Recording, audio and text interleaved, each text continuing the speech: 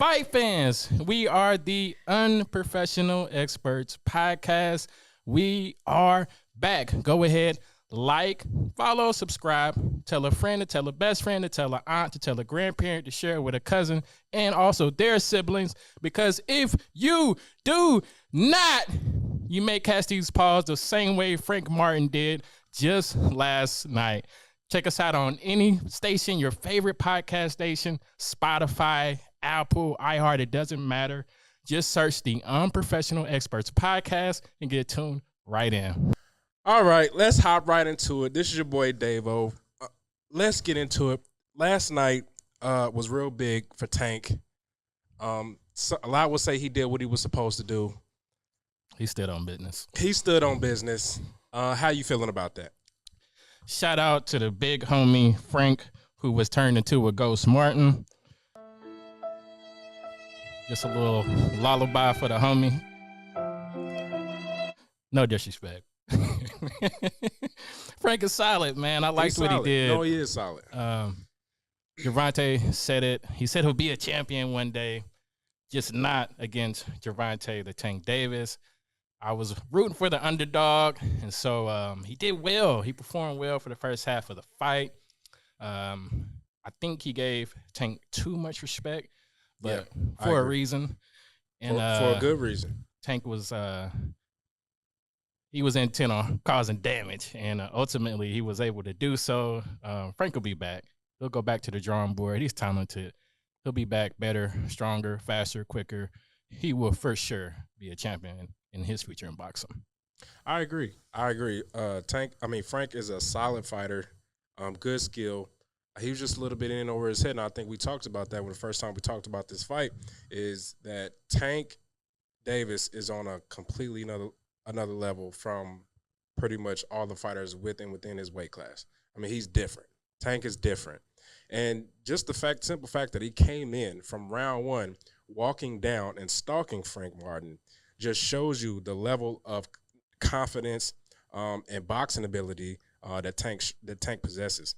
He's different. The power is different. The skill set is different. The confidence is different. So what do you think about that? Him coming right out and walking Frank Martin down. You know, he's 5'5", a stick of dynamite. He's coming, he's bringing, he's delivering bombs. His timing is great. I like it because, as you're watching the fights, you don't see Tank throwing those punches, but you see his loading. You see that power shot is loading. You know what's coming. Everybody's anticipating, how does Frank respond to that bomb once it gets landed? And he took the first couple of clean shots well. And Frank also threw a few good counter lefts in this fight. I mean, I think we saw that Tank kind of has a chin a little bit because he got caught a little bit in those first few rounds. I even saw Tank say, he's got power. I think after the end of the first round in the corner, talking to the coach, he was like, he got a little bit of power. And so he was respecting what Frank was bringing to the ring. I liked what Frank did. I wonder, with that game plan that Tank uses and how he relies so much on power, what happens when he runs into that guy who can be sharp for 12 rounds straight, right? So he's talking about potentially matching up with the likes of a Lomachenko. Lomachenko can be sharp and on point for all 3 minutes for all 12 rounds. And what if Gervonta doesn't land that bomb later on in the fight? Does he win? Like what happens then? Yeah, we haven't seen it yet. We haven't seen a person get in there with Tank and just be able to withstand him and force him to potentially use some boxing ability. We haven't seen it because Tank is just, like you said, a stick of dynamite. I mean, he's comparable to some of the hardest hitters in the lightweight division ever. I mean, I don't know who you want to recall, but I mean, this guy, he's different. I mean, that's just the only word that comes to mind. He's different. The knockout. And I think Frank said in a post interview that it's the punches that you don't see coming. And the uppercut is what Frank Martin didn't see coming. What are your thoughts on the knockout? Frank spent a little bit too much time on the ropes in that corner, and his coach, Coach Derek James, told him, hey, man, you got to get off of those ropes. And ultimately, that was the one flaw that caused him the match. He spent 2 seconds too long in that corner. He ate that uppercut he didn't see, finished off with the left. You saw his body go limp after that uppercut. And then the way he hit the mat, Gervonta is swag surfing on the corner before he does a backflip off off the turnbuckle, like it was WWE style type celebration there. Good stuff, good stuff. Great night of fights. Gervonta is him.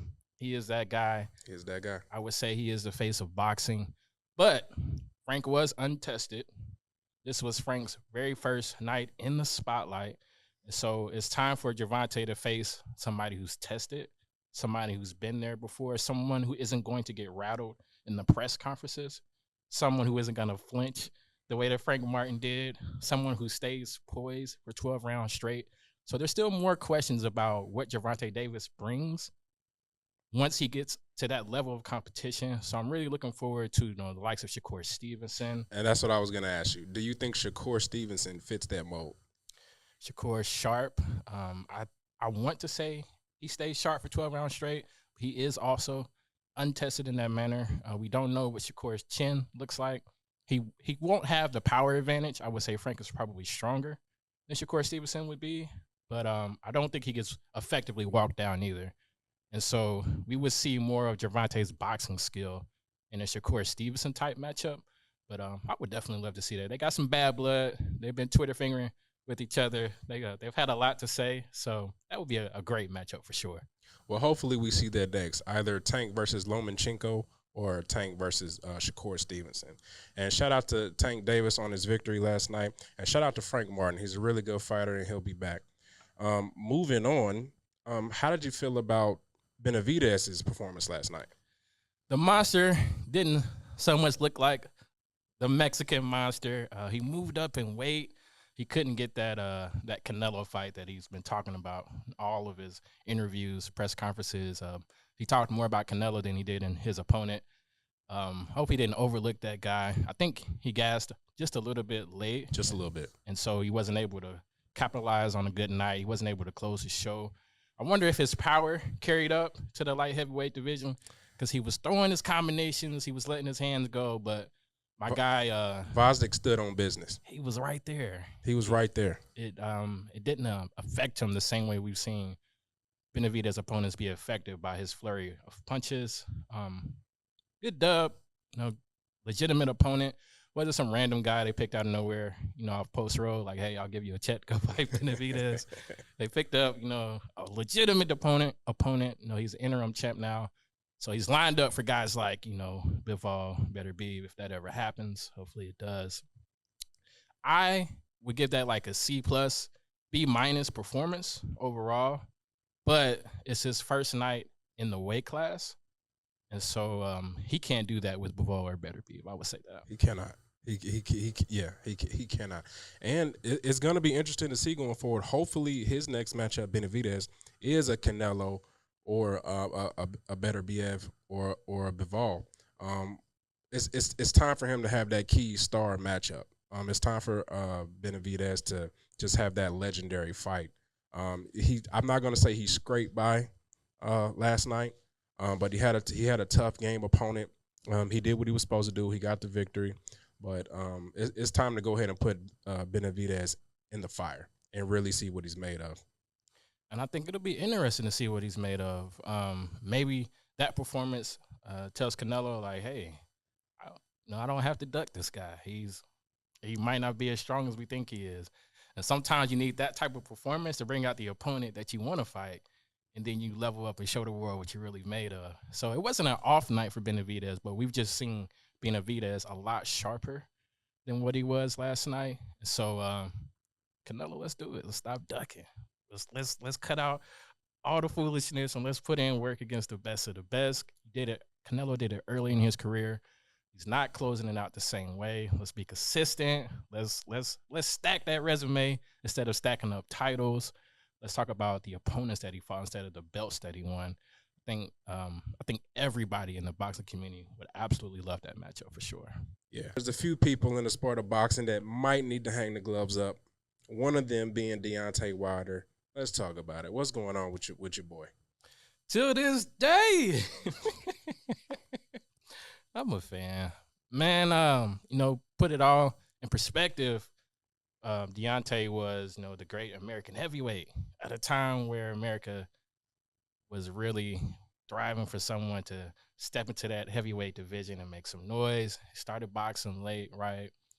Obviously the technical ability wasn't what you would think it would be, for a prime time heavyweight fighter, but the power was and still is generational.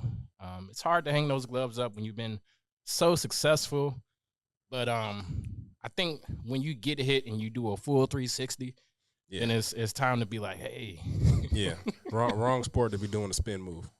And so, because of that, just because of that spin move alone, it is possible that maybe Deontay takes a journeyman fight just so that he goes out with a dub. He don't want to be remembered for what happened to him in his last couple fights. And I can respect that.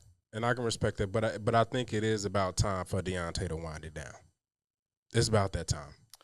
Man, I really liked what he brought to the sport. Man, he was genuine. He was himself. He was pro-black.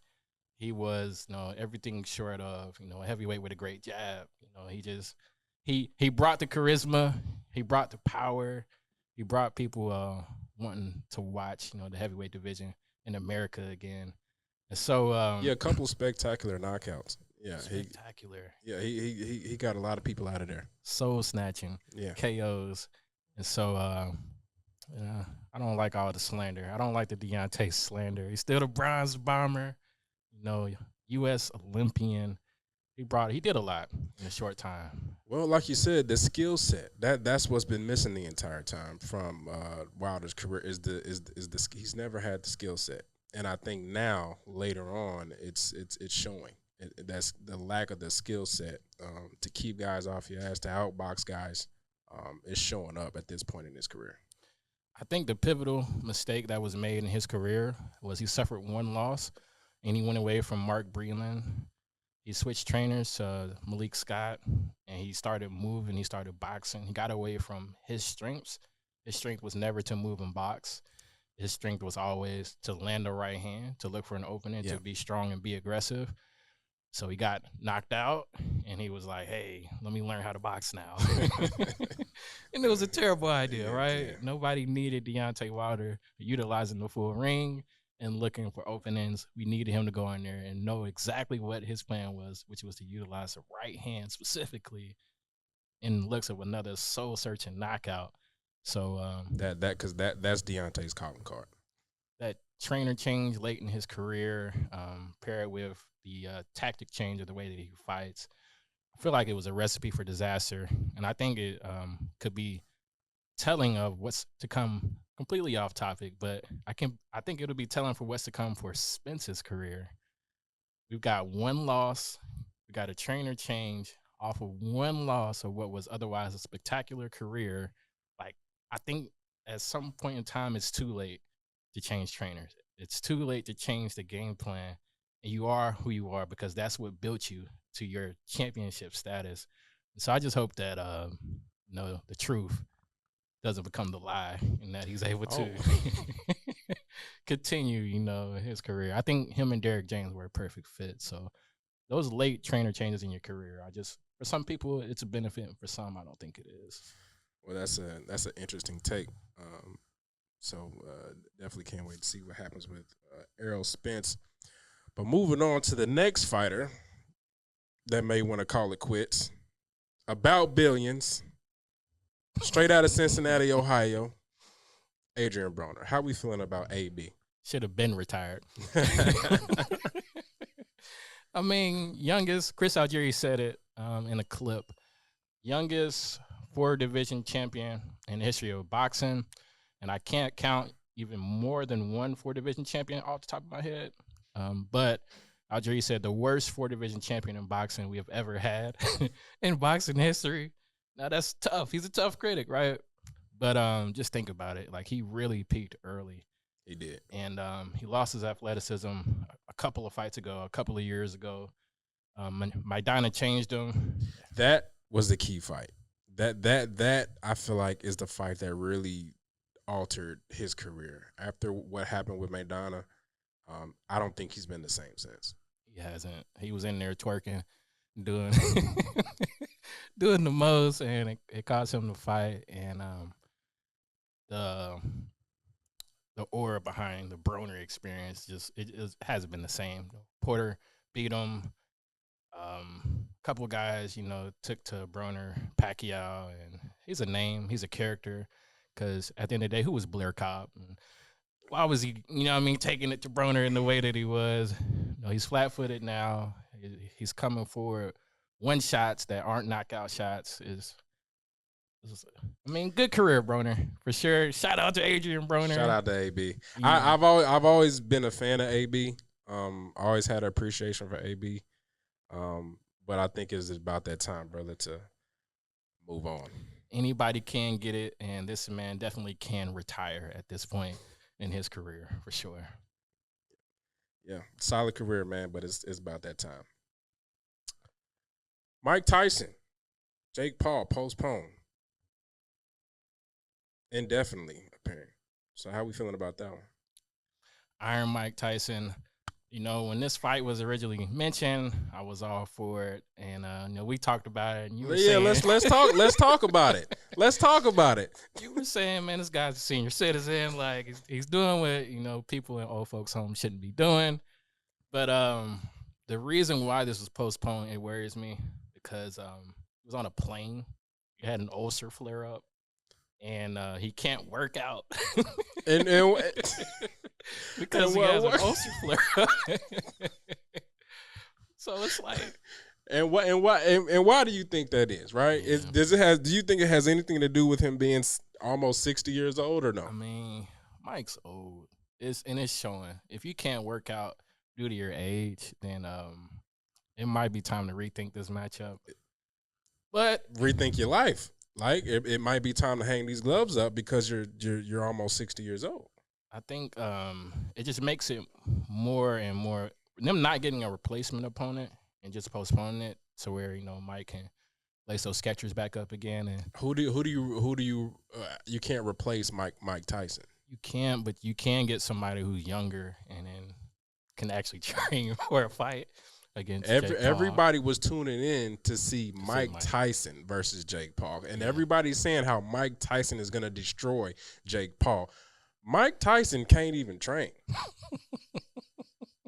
But he's supposed to destroy now again, just like I said on the previous show, yes, skill wise and everything like that, pedigree, Jake Paul is nowhere near Michael Tyson and what he's been in his career and what he's meant to the sport of boxing.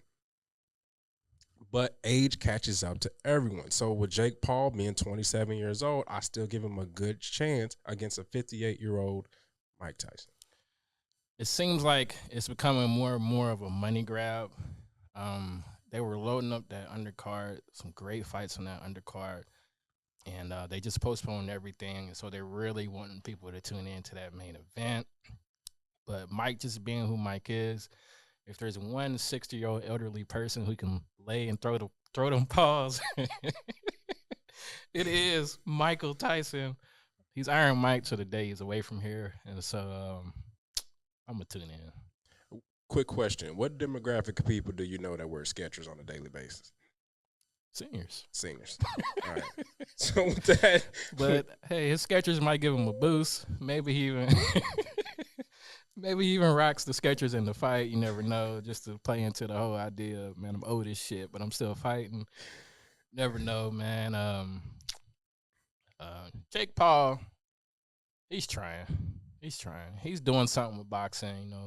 He stepped away from the celebrity role. He fought, a couple legit guys, legit or not, maybe not, but he's trying. And so he's his goal is to implement more into the sport of boxing, bring, we talk about that demographic, people from different areas, different backgrounds, different livelihoods. They are going to watch Jake Paul because of who he was prior to boxing, the celebrity boxing scene. And so I used to feel like, this celebrity boxing was just all bad. He was hurting boxing, but my guy got a senior citizen and Mike to fight him. So people are going to tune into that. It's on Netflix, a network that never held a boxing match. And so he's doing things within the sport. And so because of that, I just can't let Iron Mike go out bad. So Yeah, respect Jake Paul for doing some different things in the sport of boxing. But at the end of the day, he's still a YouTuber in my mind, and it's still a little disrespectful how he's been able to climb the ladder over a lot of deserving fighters. Iron Mike, man. Hopefully he doesn't get Frank Martin in the corner with his soul leaving his body as Jake Paul's doing backflips off the turnbuckle. But we'll see, man. We'll see. Hopefully Iron Mike does his thing, or it's at least competitive.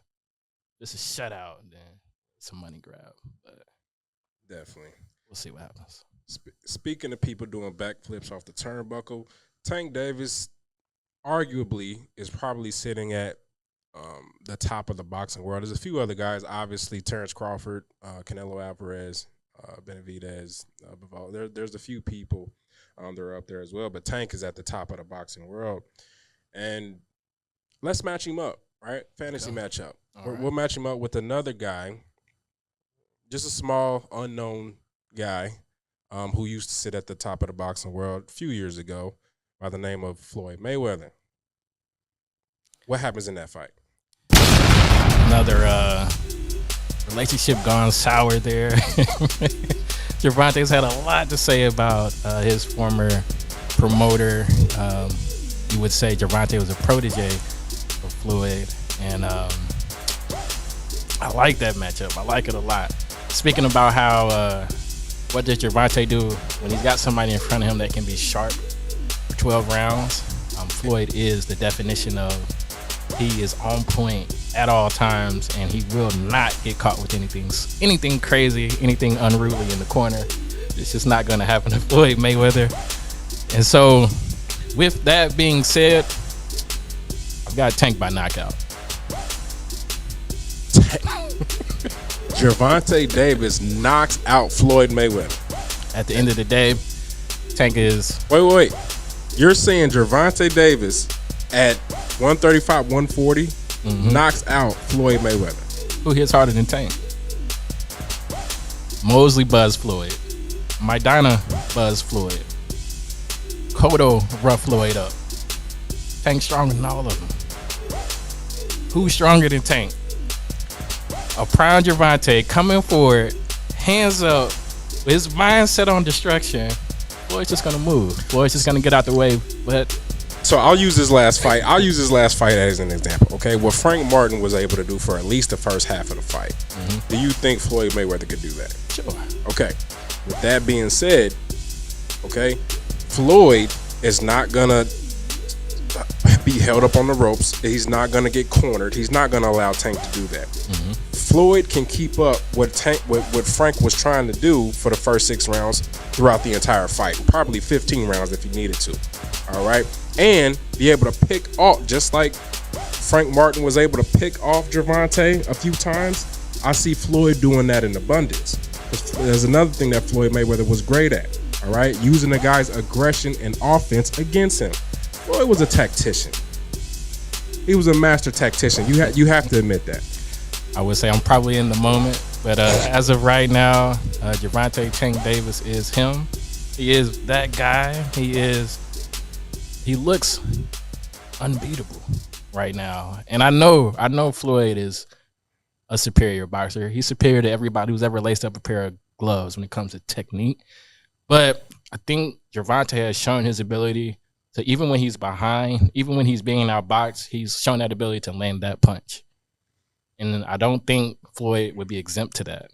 I think he lands that punch, and if he lands that punch, Floyd takes that L. I think he lands good punches, but I don't think he lands them flush.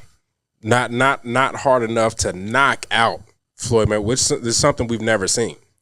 Now, Floyd, puts his running shoes on, and it's a track meet. What can you do with that? I don't see that. I think Floyd could stand right in front of Tank and still not get knocked out. And still pick Tank apart. I think it'll take somebody. The moment Gervonta gets outboxed for 12 rounds, then maybe. But he's been able to find a way to land that punch that you don't see coming, and everybody folds up once he lands it. I mean, yeah, but everybody's not Floyd, and I see that potential fantasy matchup. I see that going similar to how Floyd fought fought Marquez. Because Floyd was bigger, and even though Marquez was, he wasn't as. Don't get me wrong, he didn't have the power of Tank. Don't get me wrong. So that's the X factor there. But I see Floyd just being able to pick apart the smaller man and Tank Davis, similar to how he did Marquez. I can see that. Floyd would have to be sharp, which he can be. He's shown that. He's shown he has a chin, but everybody's shown that they can't handle Tank's power. And it's almost the Deontay Wilder effect. Do you think Tank hits harder than Shane Mosley? I like the power comparison, but I would say Tank is stronger. Tank was stronger than Shane Mosley. I would say so. And then if they're fighting at 140, this is a small Floyd. It's a smaller weight class. It's not later in his career when he moved up. He actually fought more. He threw more punches when he was fighting in the smaller weight class. So great matchup either way for sure. Say I'm living in the moment. Gervonta Tank Davis. He shows up and he brings that Baltimore out of him. He sends Floyd back to Grand Rapids, if you ask me. But bullshit. Amazing matchup overall. Nevertheless, man, a lot of exciting stuff going on in the sport of boxing, man. Tank did his thing. He ruffled a couple of feathers. He's got some people, the entire boxing world is really interested in what he does next. Benavidez, he did his thing. He's calling out guys. He's been doing that. He'll continue to do his thing. A lot happening in the sport of boxing, so stay tuned. We'll be right here giving those interviews, those updates, talking about everything that's going on. Don't forget, we are the Unprofessional Experts podcast. Go ahead, like, follow, subscribe, tell a best friend to tell an aunt, to tell a grandparent, because if you do not, you already know what happens. Until next time. It's the odds to be successful because it's not in your favor. The game ain't built for your success.